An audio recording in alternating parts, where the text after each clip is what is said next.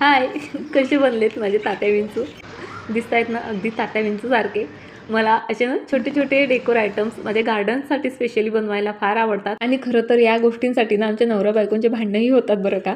म्हणजे त्यांचं म्हणणं असतं, ज्या गोष्टी तुला फेकायला देतो मी त्या तू साठवून साठवून ठेवते, आणि ज्या गोष्टी फेकू नको म्हणतो त्याला फाळफूड करायची तुला किती जास्त घाई झालेली असते. पण खरं सांगू का, या सर्व गोष्टींचा माझ्यावर काही फरक पडत नाही, कारण मला माहित असतं की या गोष्टीपासून मी आज नाही उद्या नाही पण कधीतरी काही ना काही मस्त असं बनवूच शकते. आणि बघा, खर्च तर याला काही फार लागत नाही, पण इतके सुंदर सुंदर डेकोर आयटम्स यापासून आपले तयार होतात ना, की प्रत्येक वेळेस गार्डनमध्ये गेलं ना की मन अगदी आनंदित होतं त्यांना बघून. आणि आणखी एक आपला जो आत्मविश्वास असतो ना तोही वाढतो. आता कसा म्हणाल तर बघा, दररोज ते स्वयंपाक भांडी धुणं वगैरे करून करून ना आपण म्हणजे हेच करू शकतो की काय, आपल्याला असं वाटायला लागत असतं. पण आपण जेव्हा स्वतः तयार केलेल्या अशा छान छान क्रिएटिव्हिटी बघतो तर तेव्हा खरंच अगदी मन आनंदाने भरून येतं की नाही, माझ्यातली मी आणखी मी जिवंत ठेवलेली आहे. बाय.